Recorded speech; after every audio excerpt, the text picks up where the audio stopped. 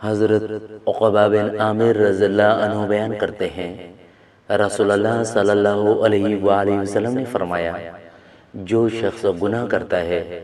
اور پھر نیک عمل کرتا ہے، اس کی مثال اس شخص جیسی ہے جس پر تنگ زرہ ہو، جس نے اس کا گلا گھونٹ رکھا ہو۔ پھر وہ کوئی نیک عمل کرتا ہے تو ایک کڑی کھل گئی، پھر اس نے دوسری نیکی کی تو دوسری کڑی کھل گئی، حتیٰ کہ وہ کھل کر زمین پر آ رہی۔ عبداللہ بن عتبہ نے حضرت عبداللہ بن مسعود رضی اللہ عنہ سے اس آیت کے متعلق روایت کی، وہ لوگ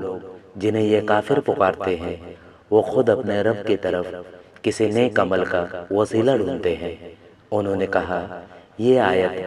عربوں کے ایک ایسے گروہ کے بارے میں نازل ہوئی جو جنوں کے ایک گروہ کی عبادت کیا کرتے تھے۔ جنوں نے اسلام قبول کر لیا، جبکہ وہ انسان جو ان کی عبادت کیا کرتے تھے انہیں پتہ تک نہ چلا۔ اس پر یہ آیت اتری، وہ لوگ جنہیں یہ کافر پکارتے ہیں، وہ خود اپنے رب کی طرف وسیلہ تلاش کرتے ہیں۔ علا کے والد عبد الرحمن نے حضرت ابو ہریرہ رضی اللہ عنہ سے روایت کی کہ رسول اللہ صلی اللہ علیہ وآلہ وسلم نے فرمایا، 6 چیزوں کے ظہور سے پہلے نیک عمل کرنے میں سبقت کرو: سورج کے مغرب سے طلوع ہونے، دھوئیں، دجال، زمین کے چوپائے، خاص طور پر تم میں سے کسی ایک کو پیش آنے والے معاملے یعنی بیماری،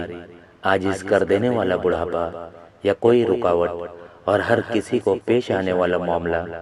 مثلا اجتماعی گمراہی، فتنے کے زمانے میں قتل عام،